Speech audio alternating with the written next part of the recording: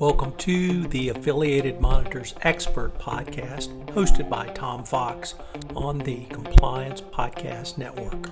Today we cross-post a recent webinar hosted by Affiliated Monitors entitled Crisis Compliance in the Federal Marketplace. It was moderated by Grandon and included panelists Eric Feldman, Dismas Locaria, and Topolski. They looked at maintaining effective ethics and compliance oversight, controls, and culture in the midst of coronavirus and the attendant economic dislocation. It's a fascinating exploration. I know you will enjoy it. Thanks for listening. The Affiliated Monitors Expert Podcast Series is a production of the Compliance Podcast Network. Welcome to today's seminar, or actually webinar, Crisis and Compliance in the Federal Marketplace. Today's discussion will focus on maintaining effective oversight, controls, and culture in the midst of disruption. I'm Grandon, Managing Director, Affiliated Monitors. I will be moderating today's session. I joined Affiliated Monitors after practicing law for over 30 years in government and private practice. Of relevance to today's discussion, prior to joining Affiliated Monitors in 2017, I served as the suspending and debarring official for the Department of the Air Force, a role that put me in the center of assessing corporate responsibility, including corporate compliance and integrity, of organizations, large and small, that participated in the federal marketplace. Before going into today's discussion, I have a couple of housekeeping notes. First, you have displayed on your desktops the slides of today's presentation and a small video window that shows the individual speaking. You may move the video display using your cursor by clicking and dragging to perhaps a more convenient spot on your screen. You should also see a Zoom toolbar either at the top or the bottom of your screen. That toolbar should have a Q&A function.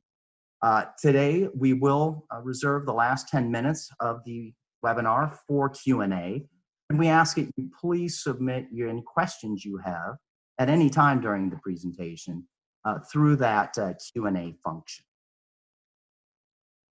And with that, I am pleased to introduce today's panelists. First, Thomas Topolski is joining us. Tom is the Executive Vice President responsible for Parsons Connected Communities Market, which includes aviation, rail and transit, digital solutions, intelligent transportation system, and smart cities. Parsons is a digitally enabled solution provider in the infrastructure, defense and security markets with over 16,000 employees and top-line revenues exceeding $4 billion. Parsons delivers cyber-converged security, technology-based intellectual property, and other innovative services to federal, regional, and local government agencies, as well as to private industrial customers globally. Tom has 36 years experience in the engineering and construction industry, including 21 years of international experience. Also joining us today is Dismas Locaria. He is a partner at Venable, LLP. DIS assists government contractors and grant recipients in all aspects of doing business with the federal government. DIS has extensive knowledge of government contract and grant regulations, enabling him to assist organizations qualified to become federal contractors or grantees, as well as navigating the challenges associated with the federal marketplace. He represents clients in compliance in various federal procurement and grant requirements, including ethics and integrity, mandatory disclosures, False Claims Act, responsibility matters, including suspension and debarment, small businesses matters, and General Services Administration, or GSA, Federal Supply Schedule contracting. And lastly, my colleague, Eric Feldman, who is the Senior Vice President and Managing Director of Corporate Ethics and Compliance Programs with Affiliated Monitors. Eric joined Affiliated Monitors in 2011 after a distinguished 32-year government career, including serving at the Department of Defense, Central Intelligence Agency, and the National Reconnaissance Office. His stints included serving as the Inspector General for the National Reconnaissance Office. At the NRO, he presided over a highly successful procurement fraud program widely recognized by the Department of Justice as a model throughout the federal government.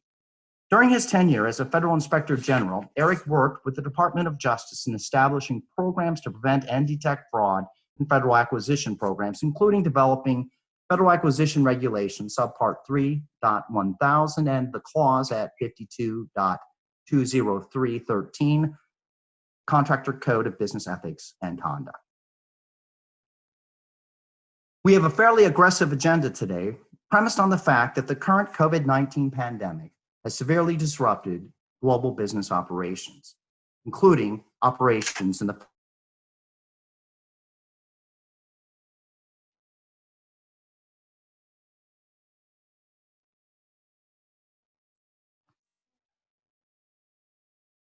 It is compromised controls, policies, and procedures that worked yesterday but may not be effective today.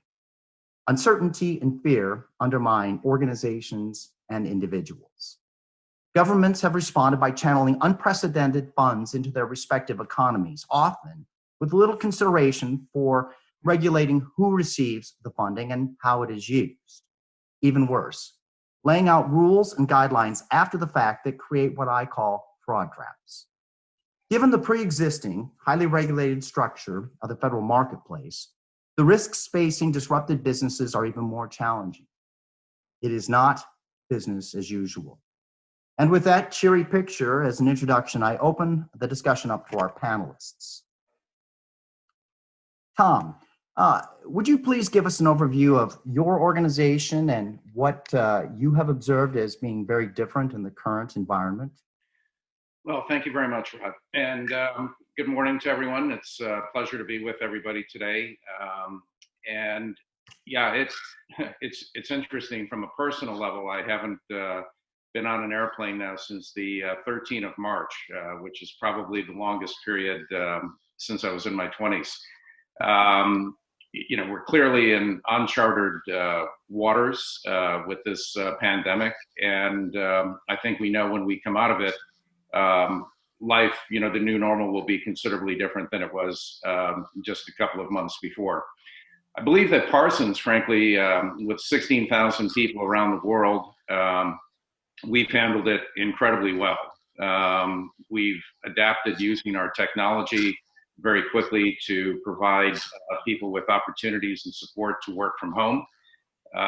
We use video conferencing very extensively. In fact, our chief people officer has strongly encouraged everyone to not just be on the conference call or dial in by phone, but use video much like we're doing today so that you maintain that personal touch, that you can, you know, get an idea of, you know, how your people are doing.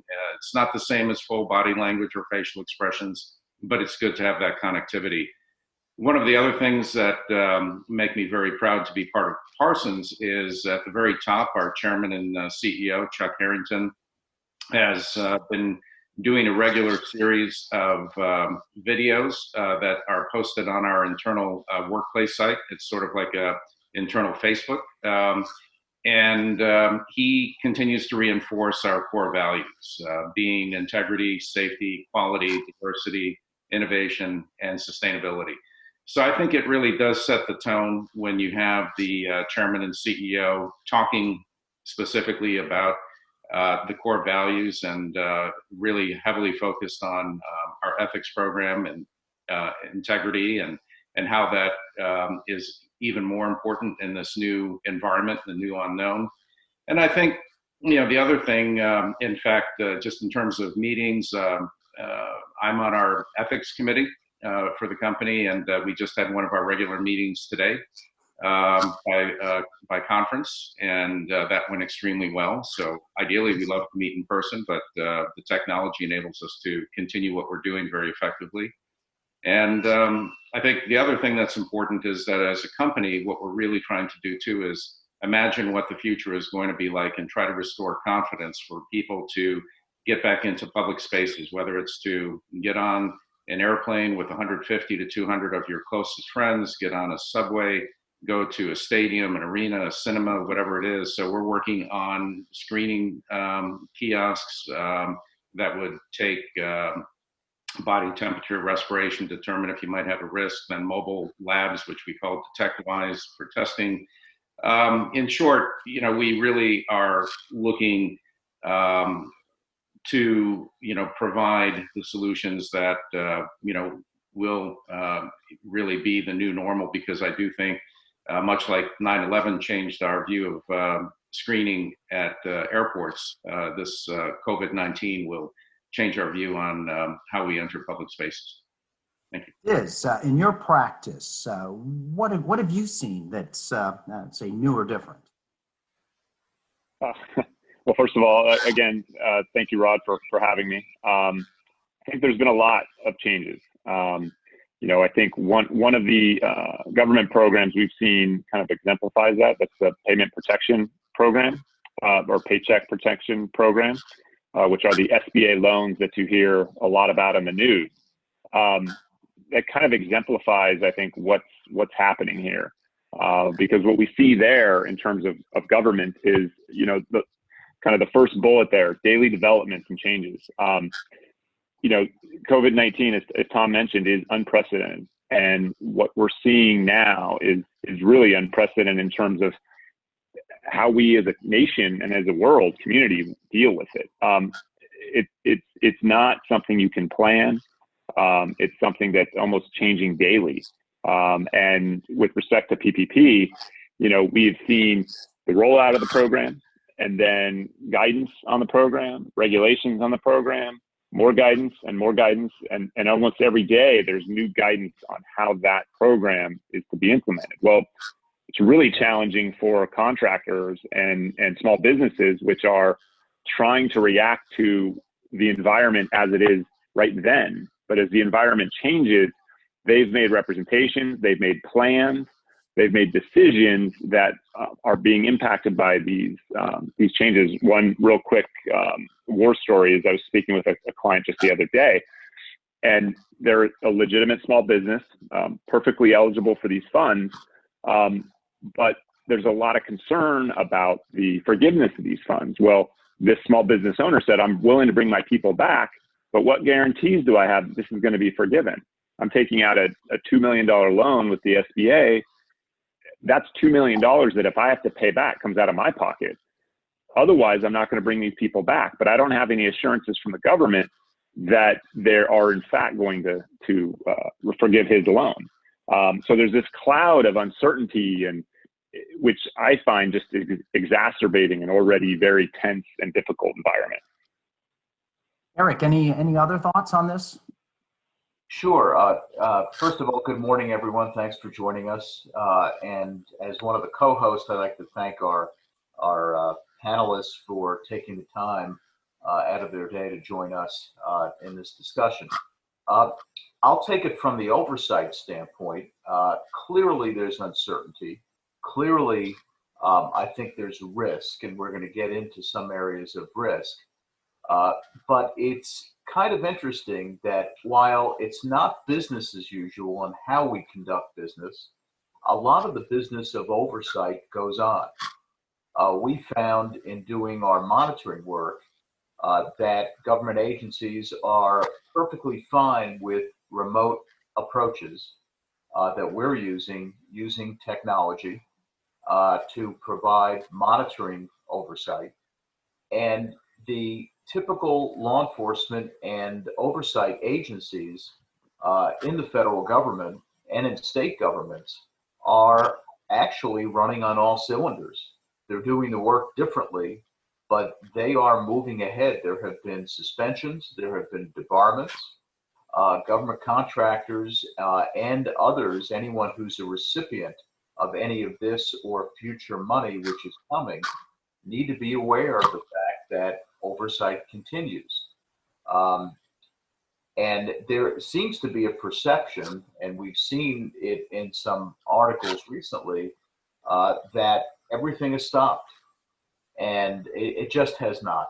And I think that's the warning. And we'll get into a little bit about what we need to think about within companies going forward. Eric, as we note, it is not business as usual.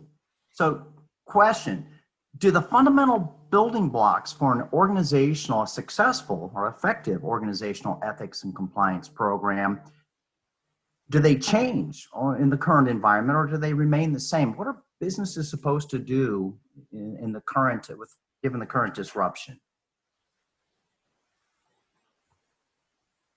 Well, I think that from my vantage point, more than ever, companies need to take a look at their ethics and compliance program and ask some fundamental questions about whether or not that program is sufficient. It's going to be interesting because, as we all know, often when there is some kind of a regulatory breach or non-compliance, the first thing that government agencies, whether it's suspending and debarring officials or Department of Justice, the first thing they look at is the ethics and compliance program. And we've seen companies violate very arcane aspects of a government regulation and end up having to defend the fact that their ethics and compliance program either isn't working or is non-existent, or at least not up to what best practices would dictate. So I think that we need to ask basic questions in accordance with the DOJ guidance about whether your program is well designed. Is it consistently being applied in good faith? And when you look at the fact that we're all operating in a remote way, has your program adapted to operating remotely?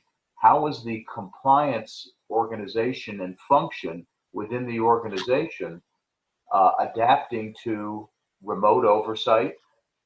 And are new risks being considered as we're going forward?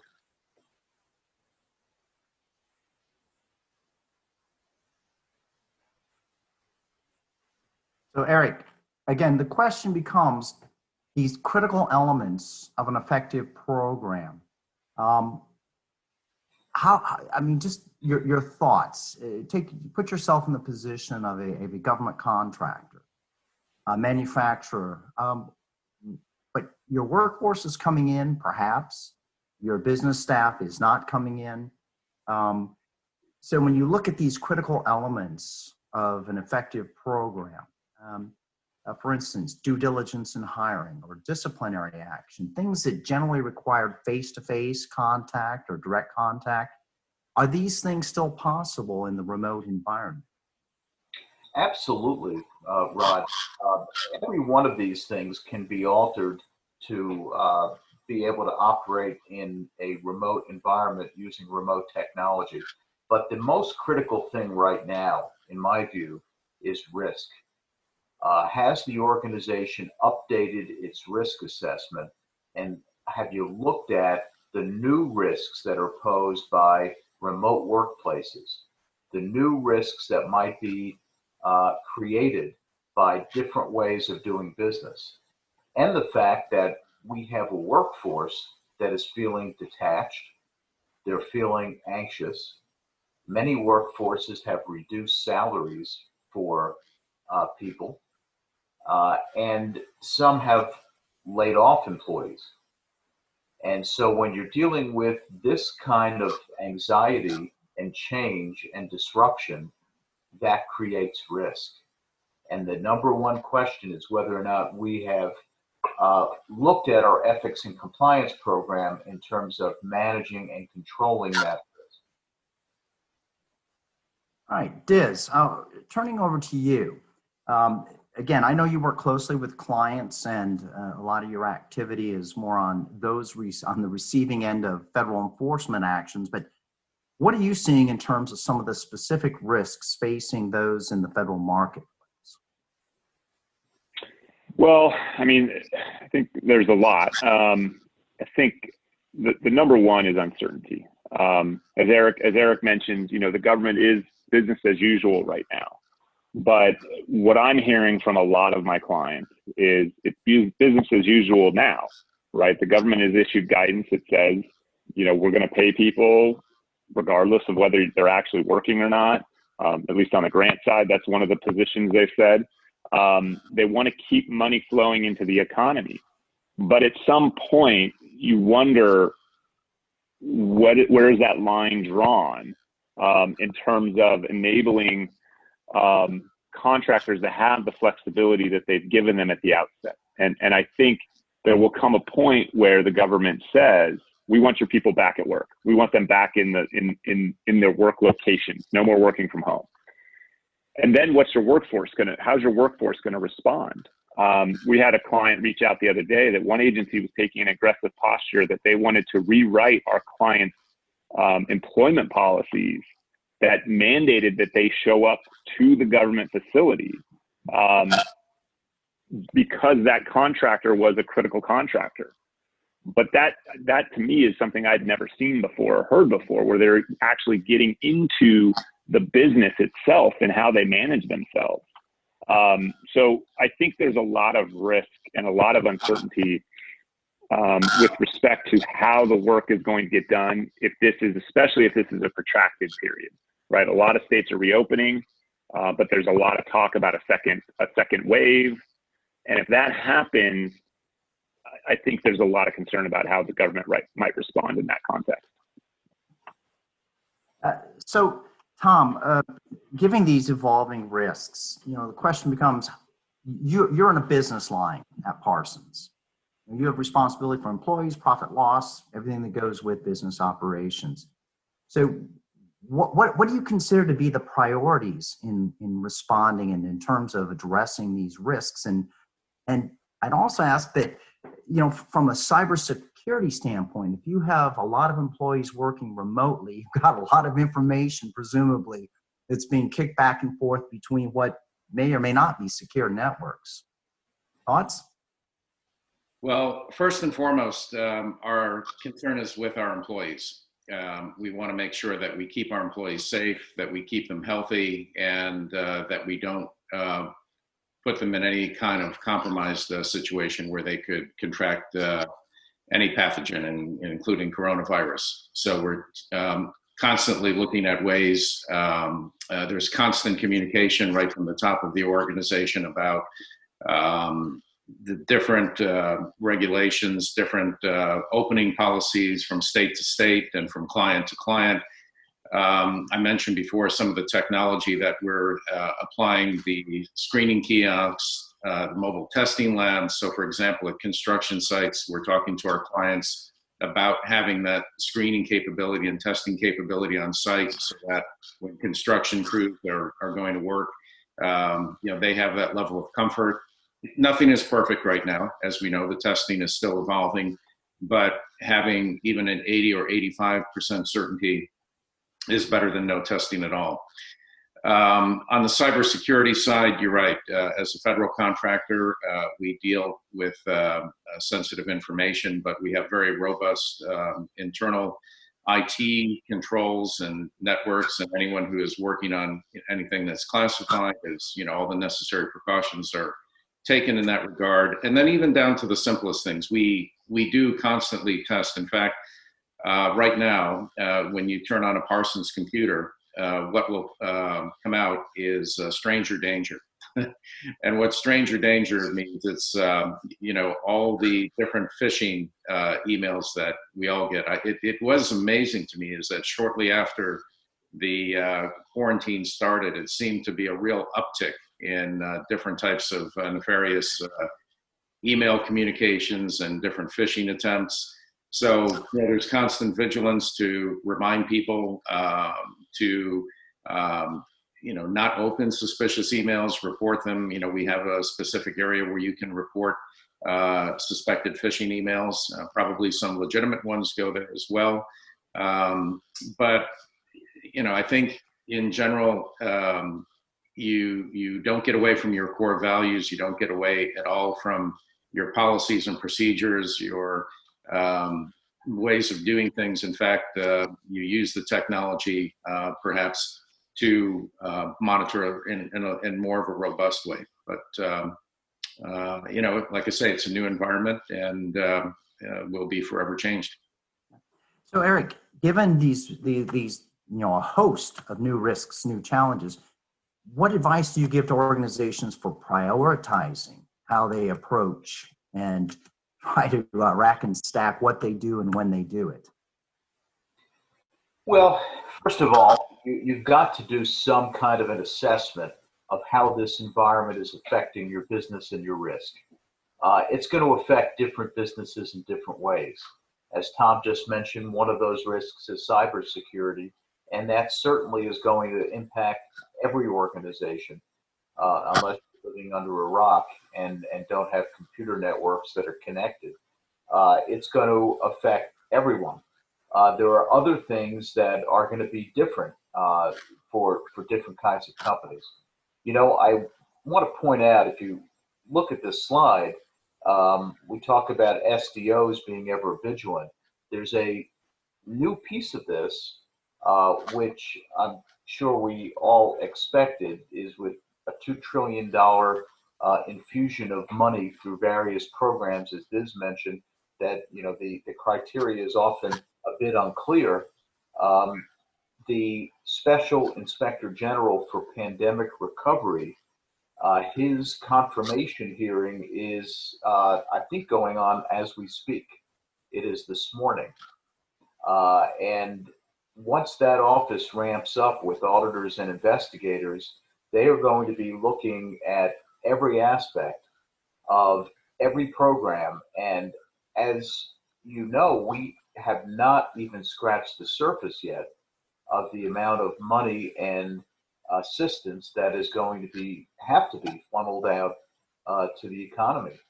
We're going to be starting an infrastructure project. I'm sure that's coming, and it's necessary for economic stabilization.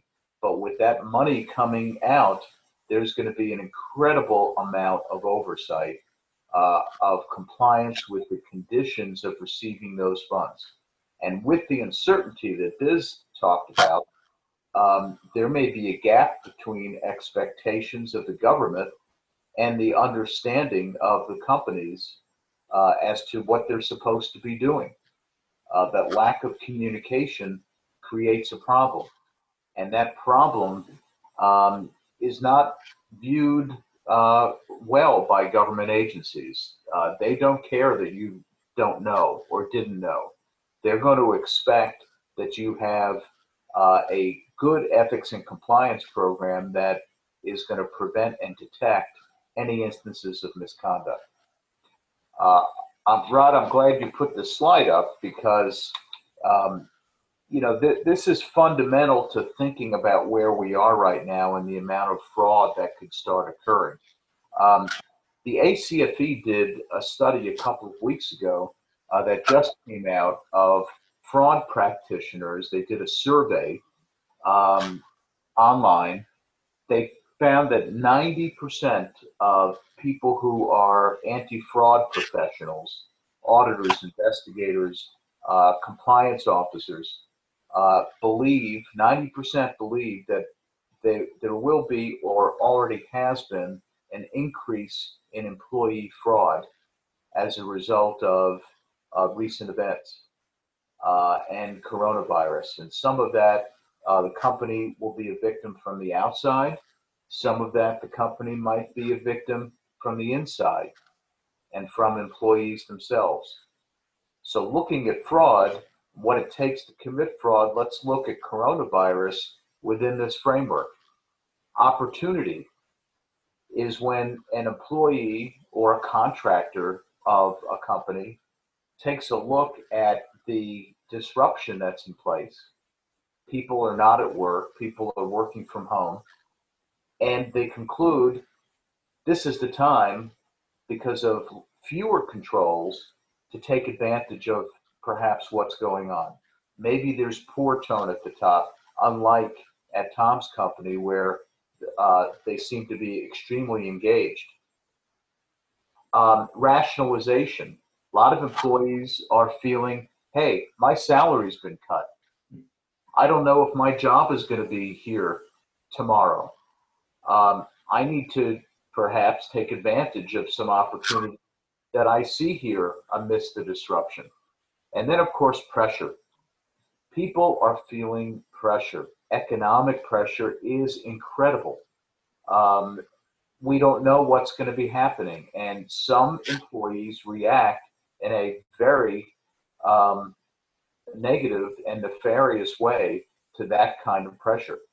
So I think that we're going to have to, as companies, start thinking about how do we identify this stuff, how do we remediate and address it, how do we prevent it, and then eventually how do we report it if it does occur. Liz, other thoughts? In your exposure to your clients, are you seeing any particular fraud-related challenges or misconduct that is on an uptick?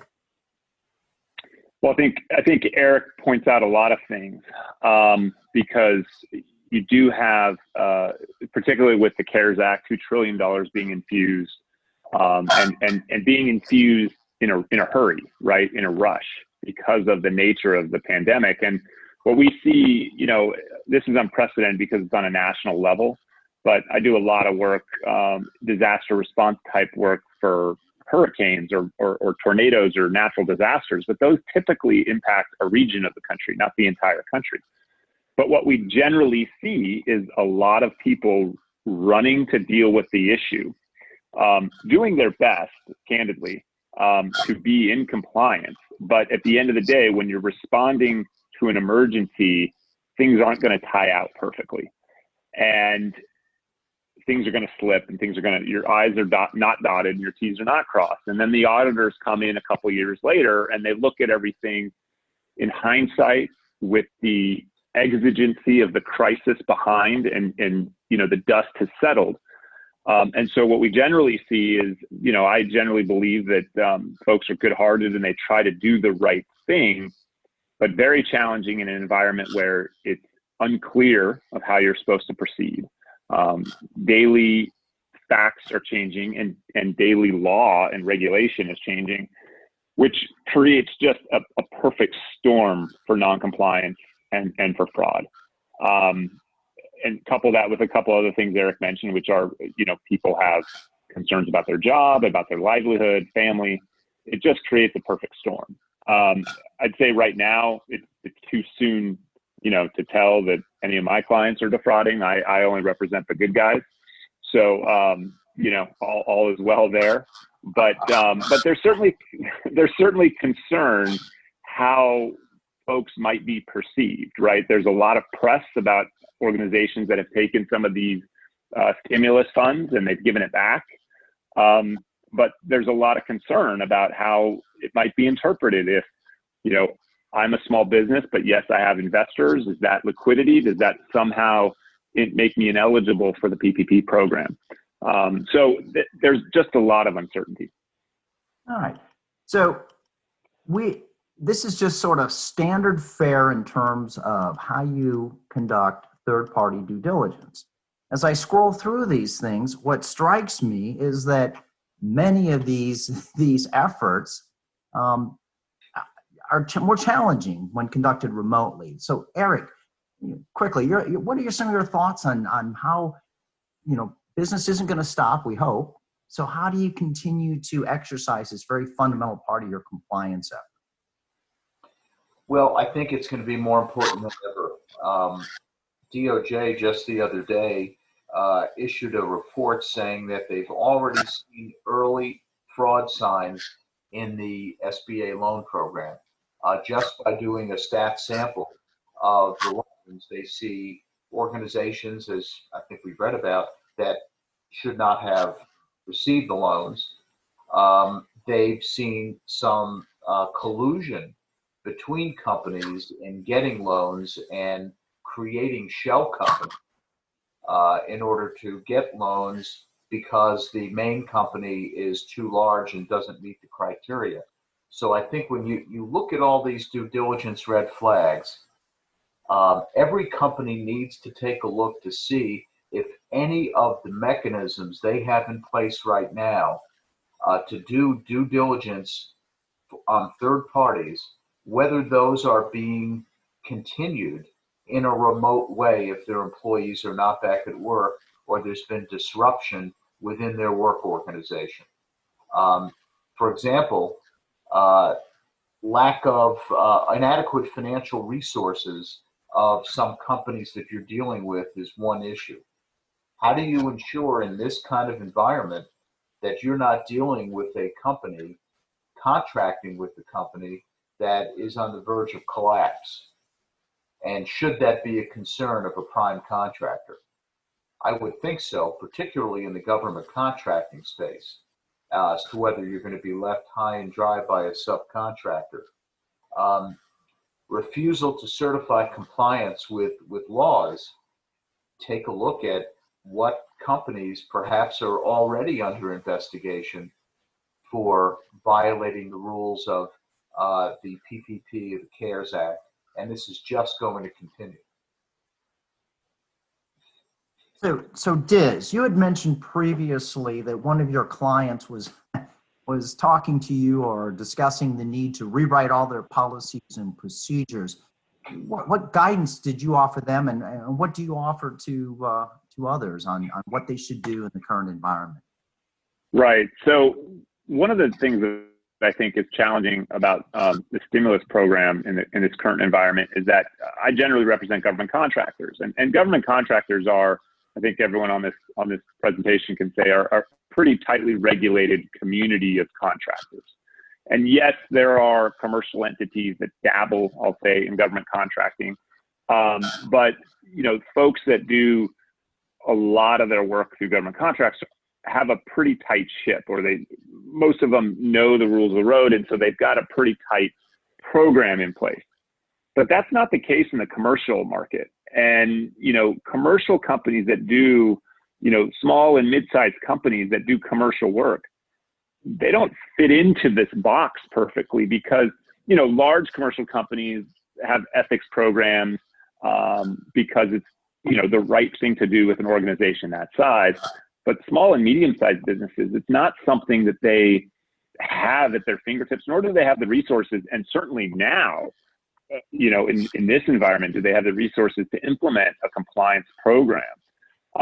So we've been trying to work with those companies to say, look, here's what we need to do to make sure that you at least have a credible program in place. So if somebody comes knocking and finds some problems, the suspension debarment aspect that might come after that will say, well, the company took reasonable steps given its situation to put in place certain prophylactic measures, whether that be somebody who's in charge of compliance, whether that be tightening up policies and procedures. But what we're finding is that there's just a lot of companies being thrown into a quasi-government contractor environment when they have no experience being that tightly regulated. Yes, and what I've heard is that a lot of companies are issuing a lot of interim guidance meant to be focused on those working remotely, trying to cover some of the areas where the controls have collapsed. And sort of my takeaway, just offering the sort of moderator's perspective on this, is that, this can quickly spin out of control if they're not focused. And the challenge is to stay focused on your risks and to make sure that you prioritize what you're trying to do instead of scattershotting across your organization and just completely, trying to plug in and play policies and procedures that may not be appropriate for the circumstances. Sure. Tom, so you had indicated previously that many of the Parsons employees are working remotely now. What again, in the world of priorities and risks, what are the challenges that you're facing? Well, I think the good news is, Rob, that we already had a fairly large portion of our workforce able to work from home. Maybe not on a full-time basis as we have now, but at least sporadically. So we've already had, from an IT perspective, a very robust cybersecurity program, as I alluded to before. Our overall policies and procedures with our authority matrix for every way we manage our business remains intact. We don't deviate from that. All of that is online and can be adapted in this environment. In many ways, the fact that people aren't commuting, people aren't flying, you you could argue that we're a little bit more efficient, because people are constantly on communications from early in the morning till in the evening. There's a lot of connectivity, and I think whether it's something as simple as timekeeping, obviously travel and expense has gone down to pretty much zero. But any form of communication, contractual obligations, delivery obligations to clients continues to be monitored in a very robust way. Very little difference for us, but we're a larger company. So I was listening to Diz and Eric. Smaller companies probably struggle with this a little bit more. But I think if you have the foundation in place, at least again for us, it's been fairly easy to adapt and manage the risks. We have a very, and we do go over project risks all the time. We have a very robust risk management department in the company function. So Diz or Eric, looking at some of these remote working challenges, is there any practical advice that you can offer in terms of how to deal with these challenges from a compliance standpoint? Yeah, I'll jump in. I think the last one there is important, and one that many organizations forget. It doesn't matter what the size of the organization is, but maintaining the strength of your corporate culture and strengthening that culture is critical during this time in particular.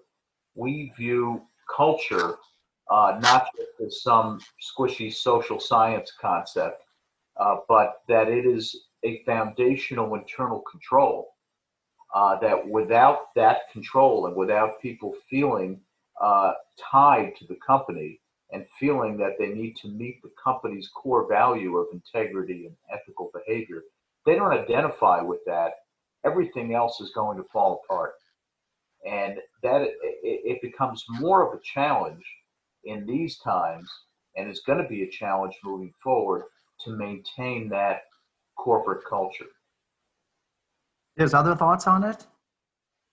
Yeah, I think I think Eric hits it spot on, because no matter how large or small your company is, if your leadership at the top is emphasizing compliance, that can make up for a lack in resources, and having all the bells and whistles of a perfect compliance program. Having strong leadership that wants to do the right thing the right way will weather most of the issues.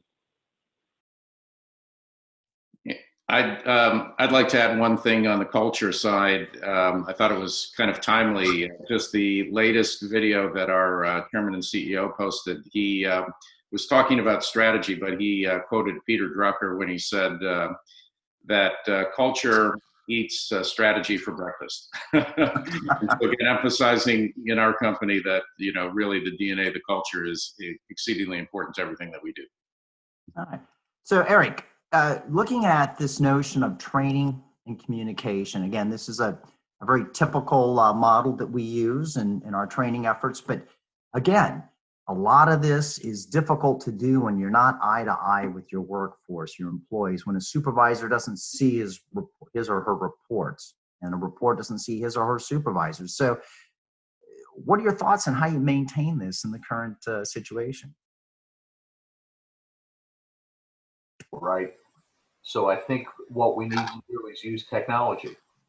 We have a company that we're monitoring right now that is having frequent all hands meetings, a very large international company, and they're using technology and having cascading meetings with senior leadership, mid-level managers, and rank and file employees on a regular basis that are interactive, where they have a Q&A and people's fears, anxieties, and concerns can be put on the table, and they can hear directly from the senior leaders of the company what they're thinking, what they're planning. I think, transparency is going to be the number one thing from leadership at all levels at this point, to make people feel a little bit more comfortable and to change that fraud triangle equation just enough to be able to get new policies and procedures in place and prevent disasters from occurring. Is other thoughts on how to maintain this communication flow? Yeah, I mean, I think Eric's right. I mean, technology allows us a lot more than what we had in the past. And another aspect is, you know, some employees are being underutilized right now. So now's the time to potentially take advantage of this downtime that you may have, and get your people trained up on various compliance things. I have another client that they are essentially on hold. Now they are the recipients of a PPP loan, so they can continue to pay their workforce while there's not any work to be done. And they are running all their employees through ethics, compliance, and various other trainings that are, you know, unique to their business. But what they're trying to do is they're trying to take advantage of the time created by this pandemic. And all this can be done online and video chats and lots of opportunities to do things remotely in this space. And so I think, and that goes a long way, I think, with suspension debarment, Department of Justice, when issues do arise, that you haven't just sat idle and waited for them to come, but you're trying to be proactive. You're showing an effort to be proactive. It really demonstrates, that's how you help demonstrate the culture of a company, is to not just sit on your hands while the world is, you know, kind of collapsing around us, but rather to be proactive and be innovative, to do new things, to keep your workforce engaged and keep them, you know, trained and aware of the issues at hand. Excellent points. Tom, any other thoughts on this? Yeah, I think, you know, it's interesting. One of the things, you look at what we're doing on this webinar too, we're all calling in from our homes, right? So you get to see each other in a different environment, and we, I think, become a little bit more human, a little bit more accessible to each other too when we're in our home environment. And sometimes, you know, it's interesting, you see some of your colleagues and, you know, very casual attire or, you know, growing beards, but we are, you know, in terms of even the way we're trying to do training, we're trying to use the technology, the workplace, as I mentioned, to have our own employees kind of act out the scenarios of compliance issues and make that more accessible. Short video clips that are, you know, get the message across, but are at the same time entertaining and engaging, so people do watch it and engage and absorb what's happening as an added value. So those kind of things are underway, and I think they resonate. And you know, like Diz and Eric were saying, you know, you can do some of these things while you're in this environment that provides a little bit more time for some of these initiatives. All right, so investigations and responding to misconduct. Unfortunately, you know, it seems like misconduct or opportunities for misconduct never end. So, Diz, you know, a significant part of your practice involves working with clients with their internal investigations and helping them to respond appropriately. So, you know, again, challenges associated with being there on the spot, with traveling from point A to point B. How do you maintain this investigations and appropriate response in a timely manner? Right. I mean, I don't, again, going back to my last comment, I don't think you can put these things off. And the government, I don't think, will take that lightly. If you put off an investigation, you put off an issue. So you do the best you can. There's obviously a lot of things that we do, you know, even before this pandemic, that were not face-to-face. Pulling emails, you know, pulling policy documents, analyzing those things can still happen. Preserving documents is still something that can happen, right? So all the kind of research and analysis that goes into an investigation, it should be relatively unaffected. Now, you know, some offices are closed, and so going to look at hard copy documents can be challenging, but that doesn't mean that you shouldn't be looking at the electronic versions right now. Interviewing people is absolutely the most challenging aspect. And, you know, but like we've talked about, you know, these types of video conferences, they're not a perfect substitute, no question, but it's the best we can do right now. And I think And speaking with my government enforcement colleagues, they all are very understanding of it. In fact, next week I'm hosting an interview of one of my client's employees with an assistant U.S. attorney over a video conference platform. They recognize that they can't interview witnesses like they would normally prefer, but they're doing the best they can. And I've also spoken with suspension debarment officials who recognize that typical meetings that we have where they have an opportunity to look at executives in the eye to get a sense of their culture of compliance and their programs, those aren't happening. But video and telephone conferences are the best substitute. So I think we just have to kind of, roll with it and use the technology and the different platforms that are available to the best of our ability. And I think you can still get virtually the same kind of outcome. Not perfect, but I think it's, what we have to use today. Yeah. And putting on my former suspending and debarring official cap, unlike most situations in the past where it was a company that had its own set of problems and circumstances, in the current situation, we're kind of all in this together. We're all encountering the same impediments, the same speed bumps to getting our work done. And, reasonableness needs to really guide. I'm going to foot stomp what Diz has pointed out. Reasonableness needs to guide your response. What you can do, what you can't do. And, while you're doing that, also think about creating a contemporaneous record. So it's not just a long narrative with the SDO at some point in the future. Just a reminder, if you have questions, please toggle about your screen, see if you can find the Q&A function, and we're happy to address those. So moving ahead, assessing the effectiveness. Obviously, you can't stop. You can't just say, okay, we're good enough. At least we were good enough before March 1st. So what do you do, Eric? What do you do right now to make sure that everything you have in place is continuing to do what you expect it to do? Well, this is a continuation of the same thing that Diz was just talking about. It just doesn't stop. And you have to continue what DOJ expects, which is periodic monitoring and assessment of the effectiveness of your program. Those assessment metrics may be a little bit different. Maintaining culture is going to be a little bit different. I think what they're going to want to see is a compliance organization, an ethics and compliance organization that has remained active, that is looking at hotline trends and seeing if risks are developing that are different from the normal risks, and are helping to ensure that there continues to be an enforcement culture within the organization and not a anything goes kind of thing within this disruptive environment. I'll foot stop exactly what Rod just said. Document everything that you do, and the compliance organization ought to be documenting each one of those steps.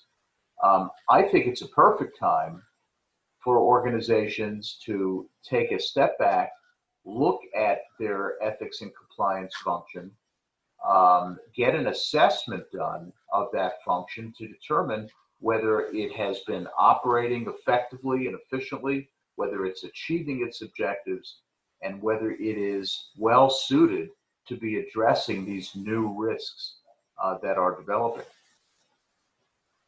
So, Eric, another sort of a staple of our training efforts when we go to organizations is we talk about this notion of ethical decision-making model.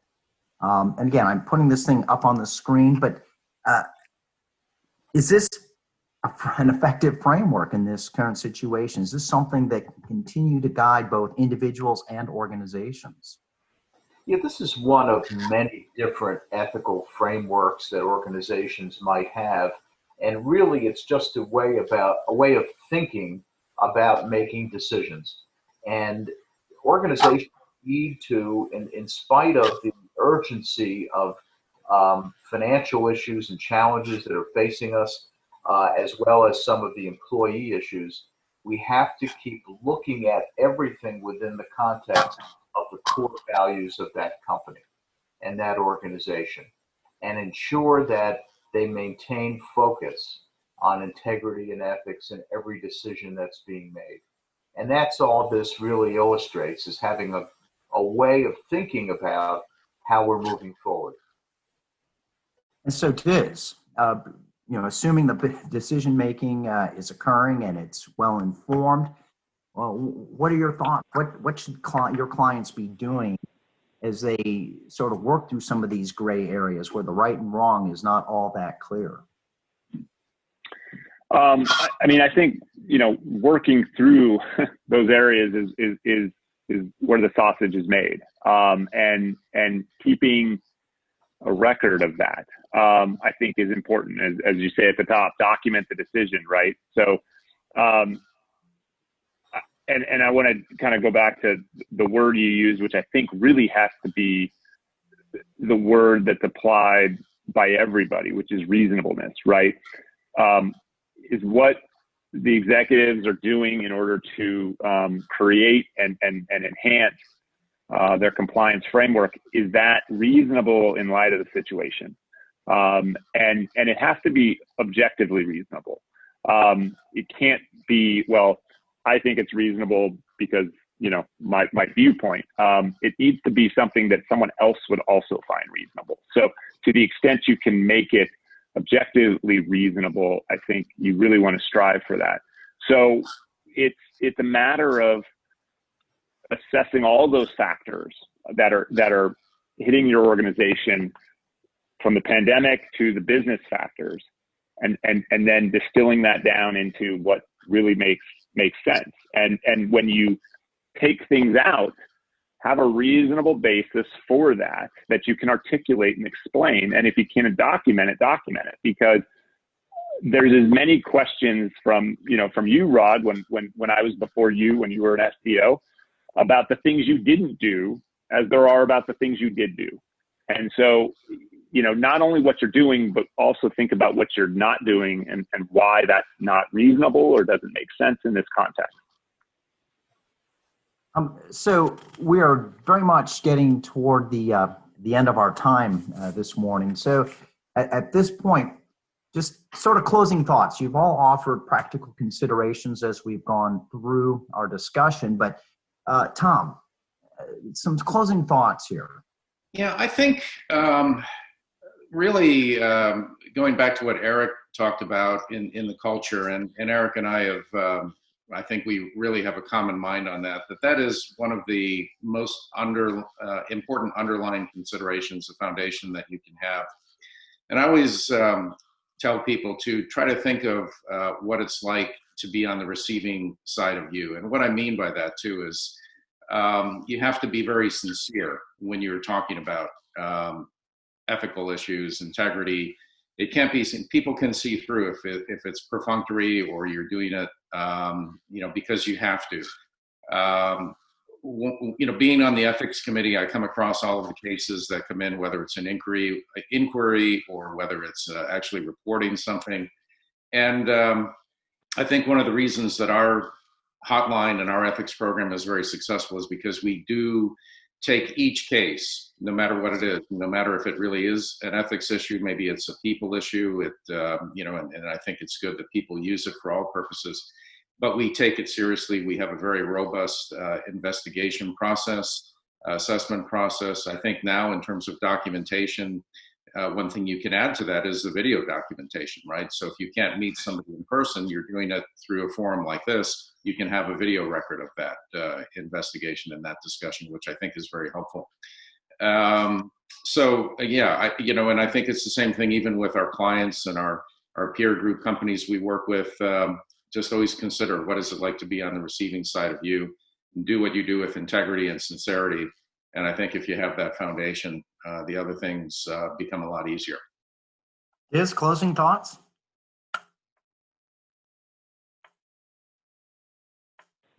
Sorry.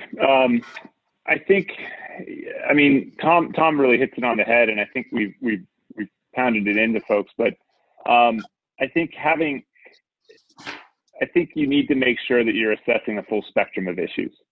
It's oftentimes I see clients are too myopic in terms of of what they want to address, and they leave other things unaddressed.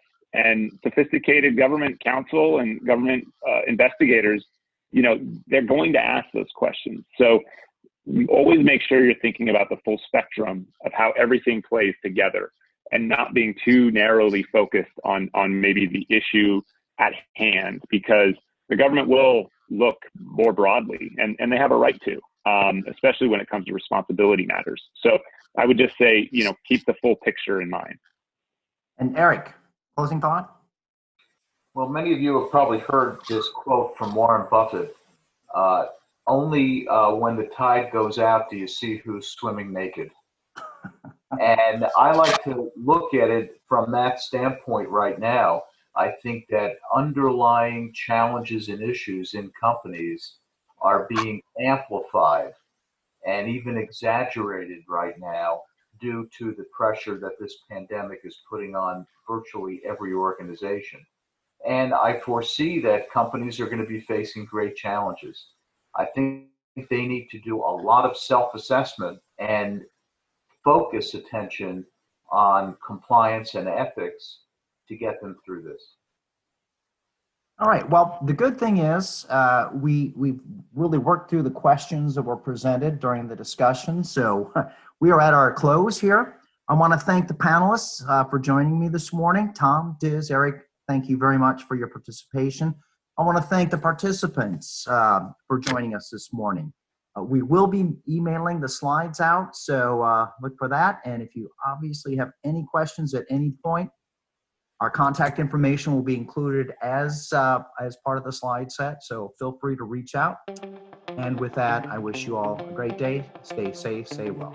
This is Tom Fox again. I hope you enjoyed this episode of AMI, the Expert podcast series. I hope you'll join us again next week, where we explore another topic with a managing director of affiliated monitors.